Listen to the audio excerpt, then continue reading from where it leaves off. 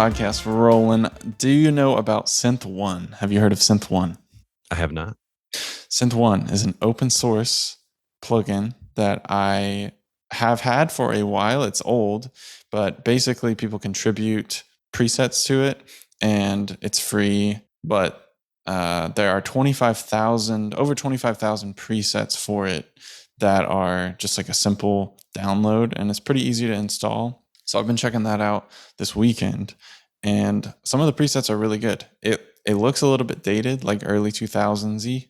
And I think their like final release of it was in 2014. So it's an old synth, like a virtual synth, but it's really good. It's easy to use, and like I said, there's 25,000 presets. That's it? That's all? Only 25,000? Come on, man. No, that sounds cool. So it's like people just make their own and yeah, exactly. People just save off like cool stuff that they found, and then you can download these huge packs of presets. And it's a very lightweight synth, like resource light, and it's cool. I've been playing with it. Vital, if you've heard of that, is a very similar idea where there's like a Discord community of people who are just sharing presets. And some of those guys are very, very like top notch at what they do.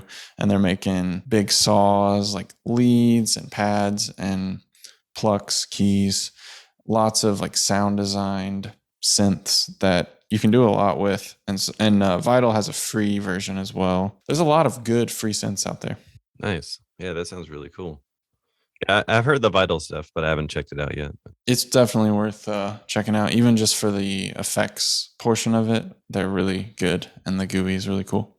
Nice. Do you have a budget mic that you recommend people if they want to start like sampling or recording their own voice or an amp or something? The very first thing that pops in my head is the Audio-Technica AT2020, I believe.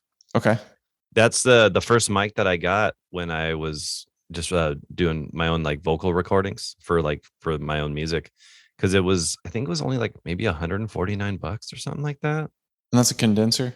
Yeah, it's a condenser microphone. And yeah, I still use it to this day. I've used it on acoustic guitars. I've used it on vocals. I think I've even recorded percussion with it. I think I recorded this djembe that I have in the studio. Nice. And yeah, it's a really cool microphone and pretty inexpensive. Yeah. And yeah, it works really well. My go-to condenser for starting is a Rode NT1A, and I think it's a similar idea. The main thing with those cheaper condensers is they're typically very bright. Like they have like a strange, like high treble frequency spectrum. But if you're paying attention to that, you can easily remove that. But some of the time you'll be like, oh, that's more tinny than what my ear sounds like. If you record an acoustic guitar, you're like, that's not how my ears kind of show me. But then you just grab an EQ for that. Yeah. Also, a lot of times, yeah, because sometimes there might be certain like filter settings on there. Like you have like a little switch that does like a bit of a high pass filter or like a low cut or yeah. So, or even sometimes they probably have like maybe a high boost or something. I think the one I have just has maybe some kind of high pass or like low cut switch or something like that. But I think I generally keep it just like the standard settings, like no engaging anything like that. Yeah.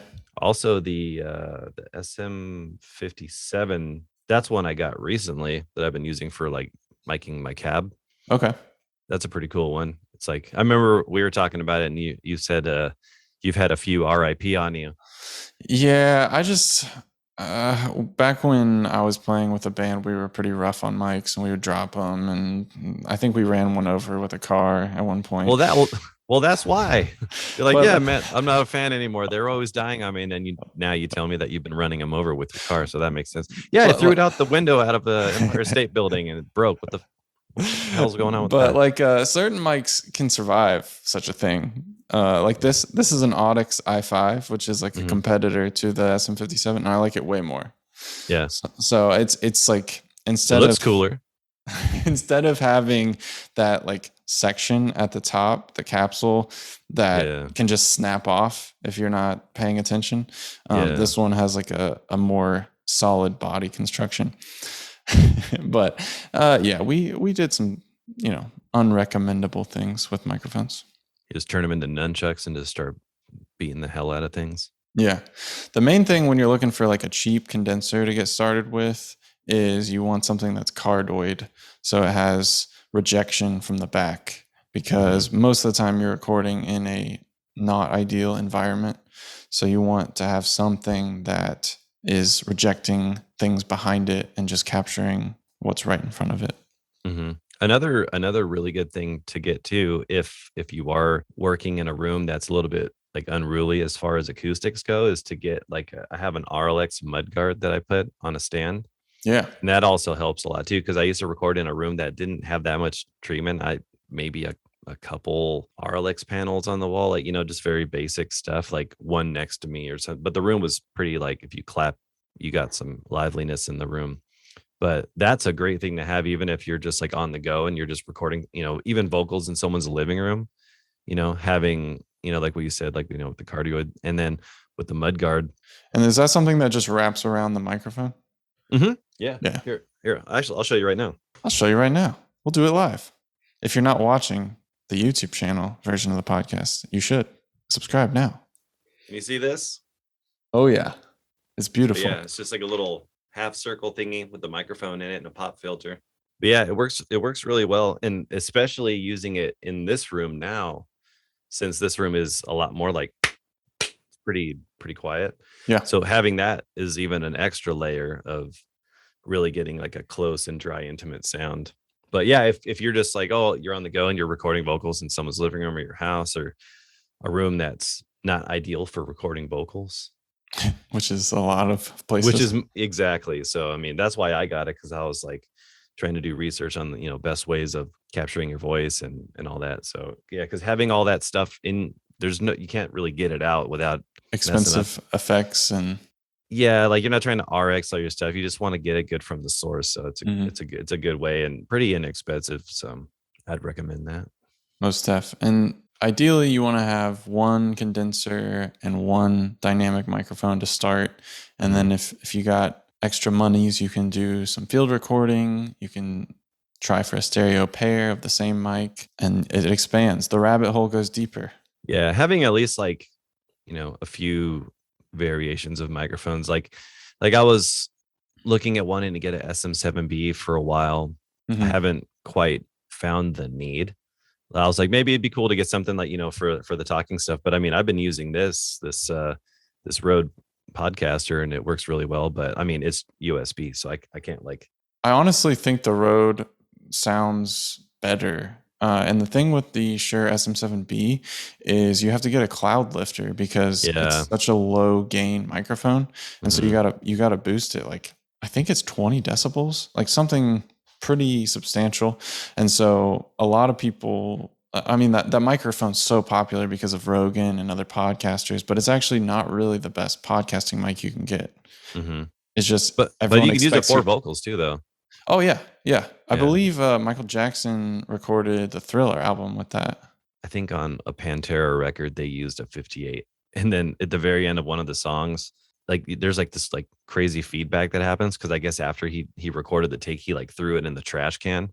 Oh God, the mic. Like, yeah, he was just like, and just like, oh my gosh. Yeah, this says the SM7B found its way into the recording studio with Michael Jackson's Thriller album. And Quincy Jones loves the SM7. So it's a great dynamic microphone. You just have to keep that boost in mind, that you're going to have to do the cloud lifter or some other accessory. That's the thing that always sucks when you need another piece of gear to do a thing. It's exactly. And Shure came out with the MV7, which is a USB version of, it looks very similar. It's cheaper. And I think that's a pretty good mic too. I know that Manchester Music did a shootout between the MV7 and the SM7B, and he was pretty impressed. Jeff Manchester Music. Exactly. I need a voice like that. Him and Venus Theory. I need one of those kind of voices. Bring it in. You got to fake it till you make it, man. Pull it in. Push it back. So I did a deep dive on Mr. Jerry Goldsmith. Oh. You should like him because he has a ponytail. He has a ponytail and he writes great music. Dude, The Omen is one of my favorite soundtracks. I mean, as you can, everyone knows I like the Darker horror, side. the horror. But yeah, it's funny. The Omen is one of my favorite soundtracks, but every time it would like come on randomly on my phone, like listening to music, like Yeah. the different, your phone will just randomly play stuff that you have on there. Like I'll be like, oh, dude. I'm like, I just turn it off because it scares the hell out of me. Yeah, you're like, that's not casual car music. Yeah, that and the soundtrack for The Witch, man. Like whenever those come on, I love them, but like when I'm driving, I'm like, I don't want to hear any of that. Right. I'm not trying to I need, die on this freeway. yeah, I need to put on like How to Train Your Dragon or like Willy Wonka and the Chocolate Factory or something that's like happy go lucky or something because I ain't trying to go down like that. Not about that. So, Jerry Goldsmith was born in 1929, had an insane run. Mm-hmm. He was practicing piano, learning piano, went to USC for a little bit, and then at 21 years old, this is in 1950, he starts working as a clerk typist at CBS. So they got him this job as a clerk typist for the first 6 months because in order to like do anything in the music department, you had to be an employee. And so he began scoring these radio shows once a week for CBS. And if you wanted to work on any of their shows, you had to be an employee. You didn't have to be in the music department, but you had to be hired by CBS. So You got to be in there somewhere. Yeah. exactly. So he weasels his way into the music department for live TV scoring, like Twilight Zone. After he said between 6 to 9 months is when he started landing like real gigs with CBS, and he quit being a clerk typist because he wasn't really good at typing. So he's at CBS for 10 years, from 1950 to 1960. Then he goes to Universal Pictures. In 1968, he got attention. Like this is when he kind of got a national presence for his score of Planet of the Apes with Charleston Heston. And it was written entirely in the avant-garde style. And it says, when scoring Planet of the Apes, Goldsmith used innovative techniques as looping drums into an echoplex, using the orchestra to imitate grunting sounds of apes, having horns blown without mouthpieces on, and instructing the woodwind players to finger their keys without using air. He also used stainless steel mixing bowls, among other objects, to create unique percussive sounds. He was 39 before he actually got like a gig that was giving him attention to the public. And he got nominated for an Academy Award for that. He's been nominated 18 times, and he's only won one for The Omen. So the 1970s come along. It's basically time to put everything through an echoplex. He puts trumpet, he puts drums, he puts pipe organ, just anything goes through the echoplex first. In 1974, he's hired to replace the score to Chinatown, and he wrote and recorded it in 10 days. That was not the first time that he had to replace a composer and like score a project really, really fast. He rewrote the score to Air Force One in 4 weeks. And I believe there was one other one as well, but he replaced Randy Newman on that because my boy Randy Newman, got fired. Yeah, real bummer. See, folks, doesn't matter who you are. You could be even Randy Newman and not get the gig. Yeah. Or get kicked off the gig. Get kicked off the gig. Don't take it personal. Just keep working. Jerry Goldsmith was just out there slaying everybody. It's just like, he's like the man that you call, like, it's not working out. We got to get Goldsmith on the line. Right. He's like the wolf in Pulp Fiction. Like, call the cleaner. Yeah, exactly. Goldsmith composed a dark choral score to the horror film The Omen in 1976, which was the first film score to feature the use of choir in an avant-garde style. So that was a big deal movie. And then, man, that's a good one. It's so memorable. Like, you'll never forget it. Yeah, and it's just so haunting too. Like when you think of like scores that don't really have like, it's not like, like Christopher Young and Hellraiser where it's like very like involved. It's very dark and brooding, but it's more kind of full on symphonic. Yeah, it's like with that scores, the melodies and everything is boom, boom, boom, boom, boom. It's very just like simplistic, but so damn evil. Intense. Like, yeah. So in 1977, Star Wars was born, and that was a big deal, and that kind of changed everyone's career. Up to that point, we weren't really doing space movies, but then after that, everybody had to have space movies. So the next big movie he did was Alien in 1979. Yeah.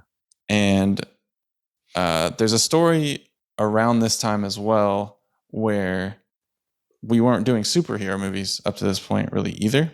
Mm-hmm. And Jerry Goldsmith got pitched on doing Superman, and he was like Men in Tights kind of thing, like the comic book stuff. And they were like, yeah. And he was like, give that one to Johnny. And and so John Williams got Superman, and you know the rest of that story. I think I've heard of him. So he composed a score to the science fiction film Alien in 1979. His score featured an orchestra augmented by an Indian conch horn, a didgeridoo, a steel drum, and serpent, which is a 16th century instrument, while creating further alien sounds by delaying string pizzicati through an echoplex. I told you the echoplex comes back. So he's got didgeridoo, steel drum, Indian conch horn. Many of the instruments were tweaked and abused in such atypical ways they were virtually unidentifiable. So that movie is awesome too. Didn't that use a lot of? I haven't heard that soundtrack and seen that movie in so long. Well, didn't they use a lot of like aleatoric kind of? Yeah, like Penderecki inspired stuff as well, like just like a lot of like clusters and atonal stuff. Yeah. He's very big on mixed meter and atonality. That's actually the reason I did this deep dive is I started watching First Blood, the first Rambo movie last night, which I've never seen. And the score is my boy Jerry, and he is doing all this mixed meter just constantly, and it's mostly piano actually. The score is very sparse, but it's like bum, bum, bum, bum, bum, bum, bum, bum, and it's like very action low piano. It's like lots of solo piano and then some strings, but it keeps you guessing on like what's going to happen next, because like most of the movie is just running around and blowing things up. Yeah, it's a very like 80s type thing. A lot of people are like dun, dun, dun, dun, dun, dun, dun. Like now it's like just all like low strings, like low spiccatos. But back then, yeah, it would be like, maybe like low spiccatos, but like, or piano, like dun, dun, dun, dun, dun. Yeah.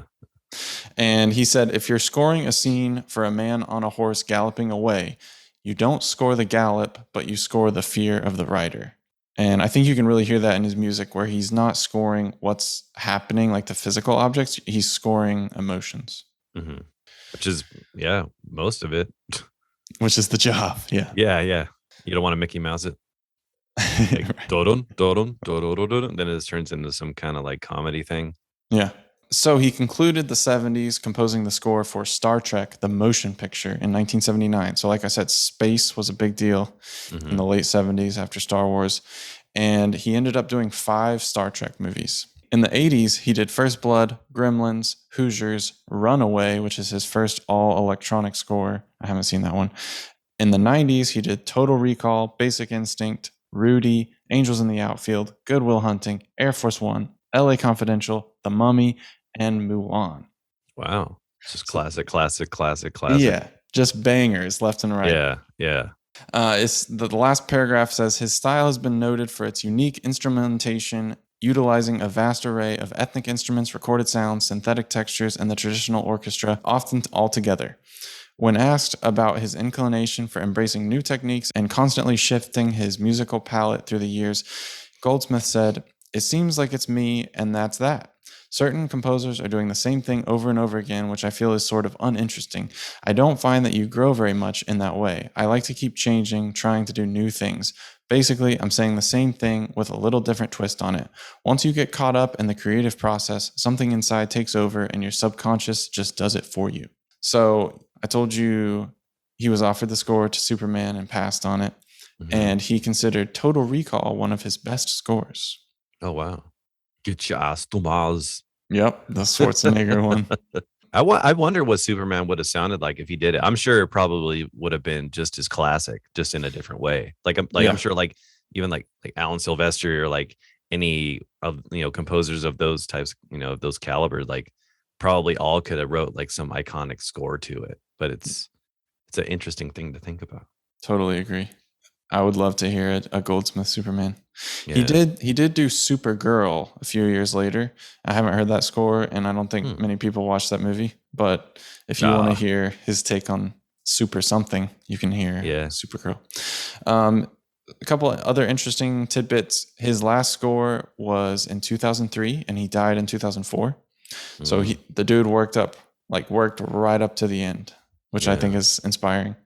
Yeah. And then the other thing is John Williams did around 120 films in his career. I guess he's still composing, but Goldsmith did around 260.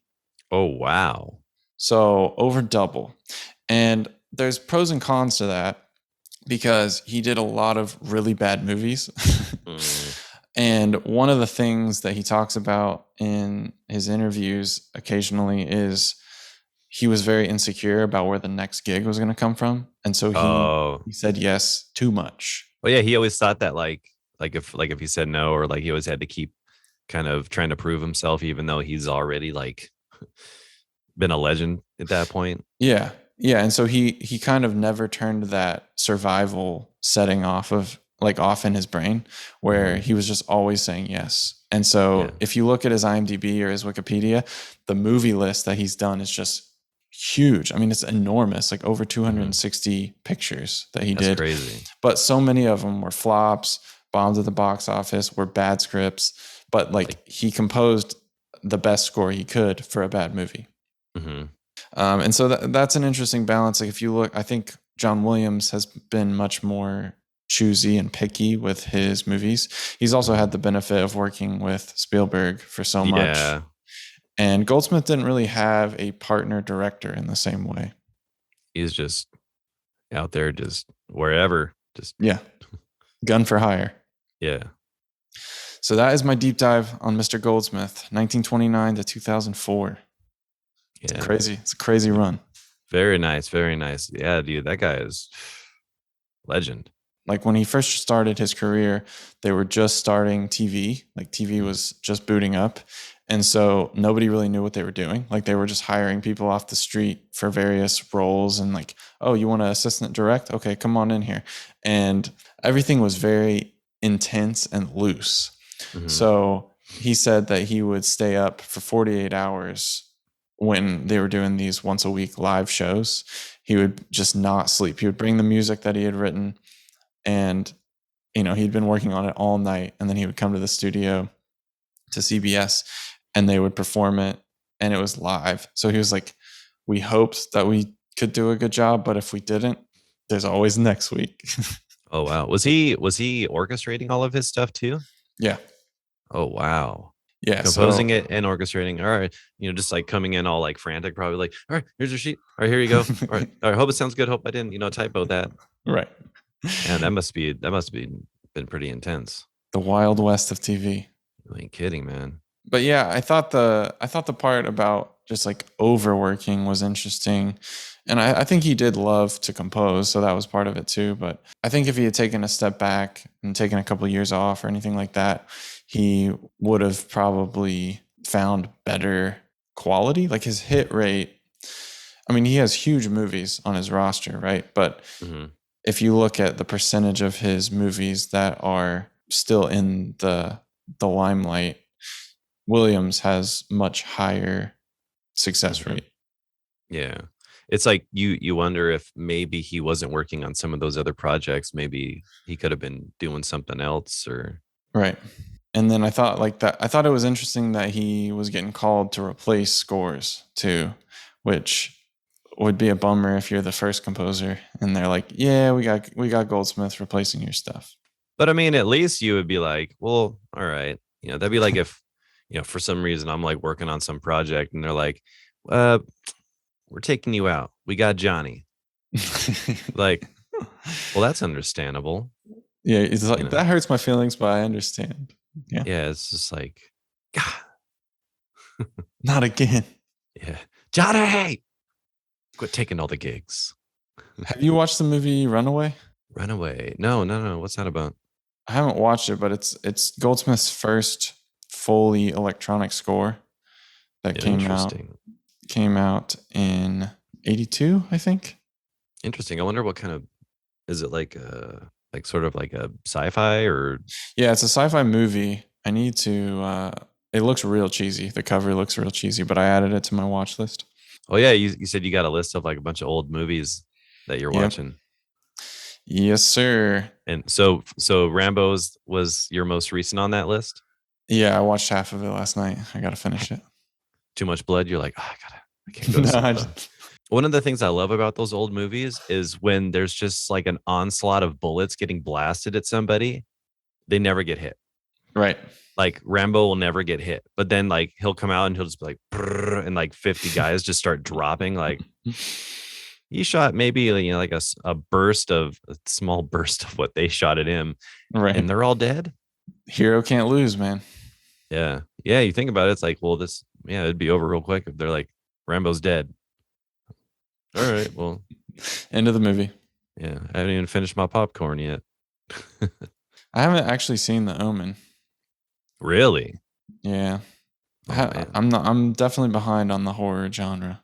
Yeah, well, that's a cool one because it's not. I mean, there are a few moments of gore, but the thing about it is it's not like The Exorcist or something like that. It's like a different type of horror.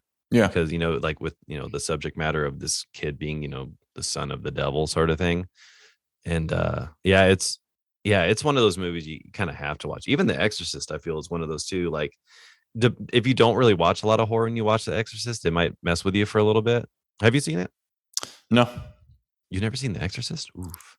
That's one of those movies, if you haven't seen it, like, watch it. Like, I don't know if you have like any kind of like surround sound or anything like that, but when you do watch it in the dark.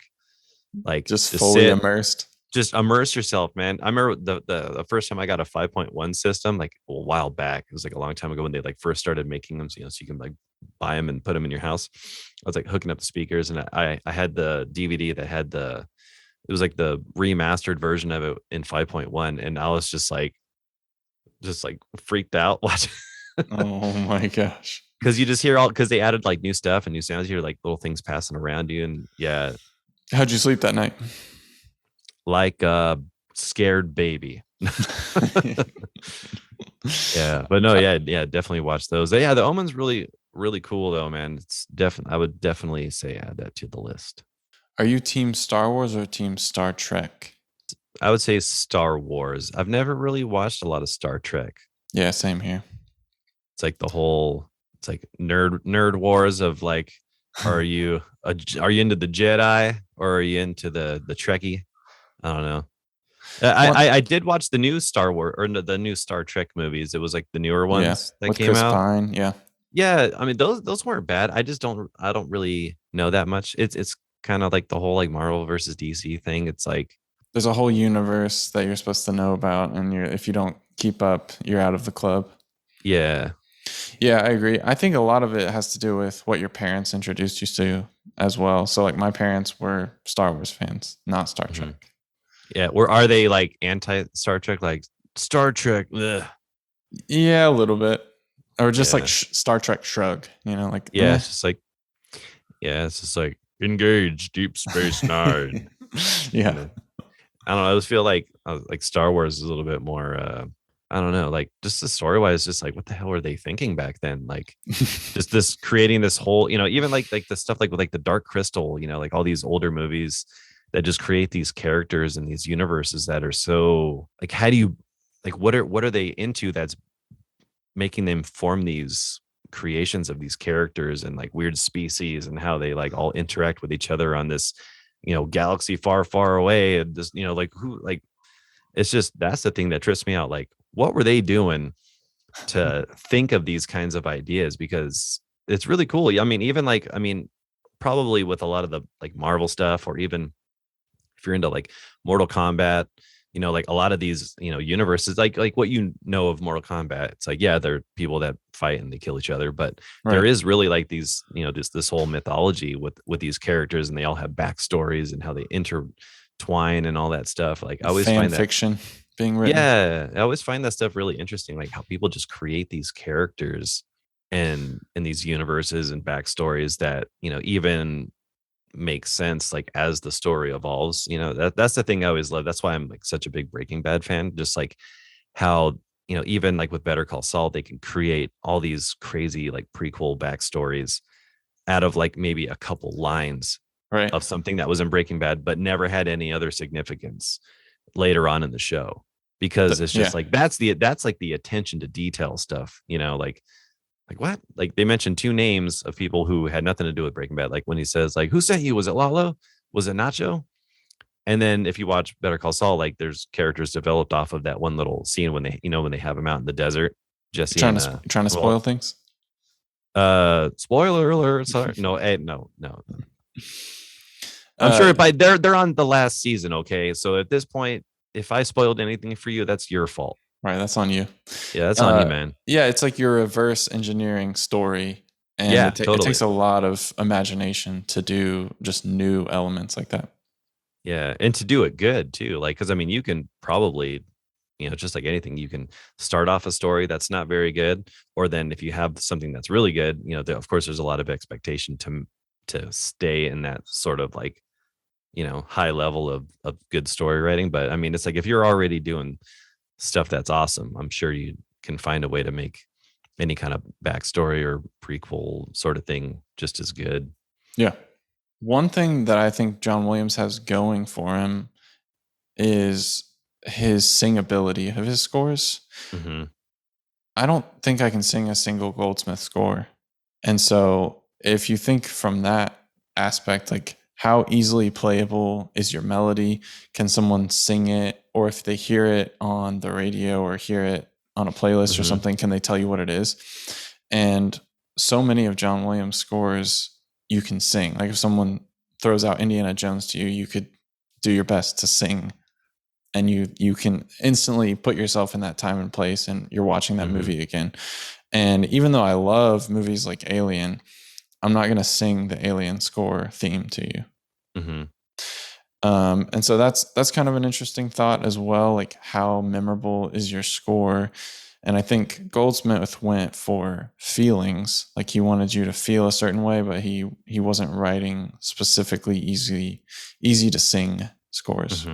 Yeah, I wonder if that was a decision that had something to do with like Williams himself, or if that's conversations that him and Spielberg had. Like, we want these, to be memorable, or if this was, because I mean, of course, like because back then when they were saying, like, with Star Wars, like the planets, like this is kind of something that we want to sort of be like a color palette of the soundtrack of this movie. Yeah. So then you have these maybe that had something to do. Like I wonder if that was just decisions kind of made from conversations with the director, or if his music was just kind of written to be naturally thematic, or if that just kind of became his style, or like that sort of thing. Because he was like a jazz pianist, so yeah, a lot of his melodies back then were probably singable.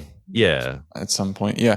When they first put John Williams on the Star Wars gig, they just wanted him to reorchestrate the planets. Like they didn't want him to write any new music for it. They just wanted him to kind of, tweak the homework a little bit. Yeah. And then he was like, I can do something original that sounds like this. And then we have Star Wars. So that's all on Jerry Goldsmith, a killer career by any stretch of the imagination. But some sad kind of spots as well. Yeah. Well, I mean, at least he always kept busy. I mean, it's crazy. It really goes to show that no matter what level of success, you always have that little voice in the back of your head, that little, the feared voice in the back of your head that can influence decisions that you make. Because some people, they get one gig and they're just like, where's my yacht, man? It's time to go on vacation. These child actors who retire. Yeah, or they blow all their money. And like there's, some people who are, genuine artists. Like I feel like with him, he was a genuine artist for sure, because, even just hearing him talk about how wanting to always do something new, like any real musician, and that's what's always going to like keep people trying to progress and moving forward, is that want to hear something new, or kind of push it.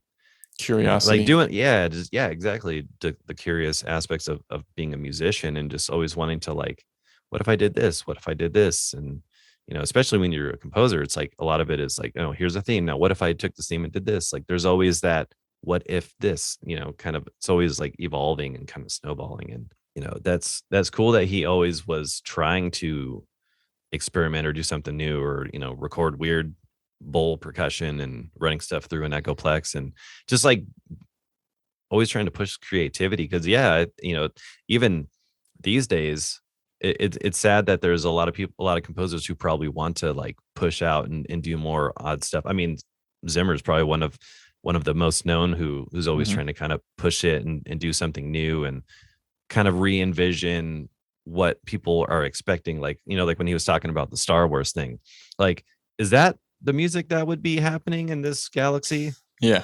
Like traditional orchestra. Yeah. Like, is that really what it would sound like?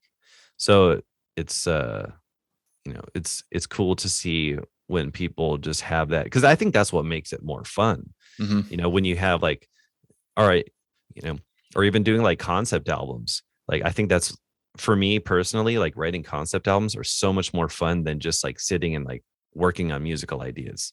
Because I think you have this kind of like general idea. It could be sort of foggy, but when it's like, okay, like let's say, I have this song, and you like explain these visuals. It's in this place and it looks like this, and there's this, let's say you're like explaining like the idea of like, some really eerie forest, and there's like these pits and the thing, and they're just bubbling, and then there's this like these crazy creatures flying over. Like, that already starts to make it like, oh, okay. Like, right. I kind of, it makes the trying to like imagine that musically more fun than just write some creepy stuff. You're just like, well, okay, where can I go with that? But when you're kind of like creating that visual, I think for me, it makes it more fun. Yeah. Gotta have some reason why. Yeah. Some context. Exactly. I was trying to think if I have any recommendations for this week. I guess I would say check out Synth1, and then also check out my newest artist library, Quadrille 2, which just came out last week. Very exciting. It's atmospheric synth pads. It's got gritty, it's got lo-fi, it's got magnetic, it's got nature elements, field recordings, all kinds of fun stuff, and it's got a randomize button so you can get real crazy. Yeah, I really like the acoustic elements in there. Those are some of my favorite. Recorded a good bit of pianos and like Rhodes and different acoustic guitars and some Chinese acoustic stringed instruments as well. Yeah. Do you have any recommendations, stuff you've been watching or listening to? I've been watching Live on the Spectrum, but that's not very Do you like it?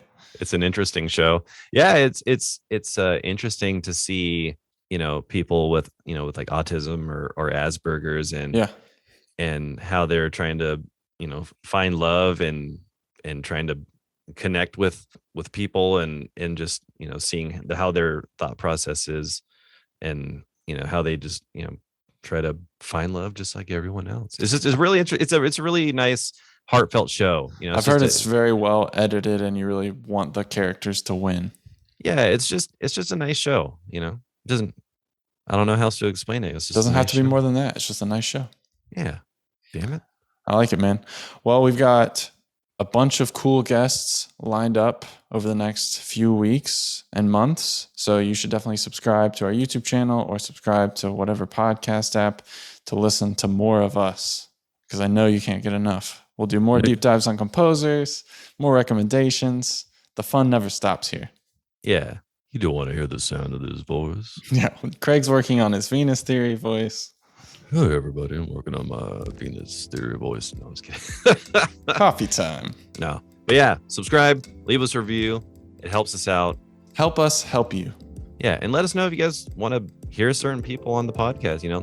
Let us know. We'll reach out and chat with them. Absolutely. All right, Craig. Catch you next week, man.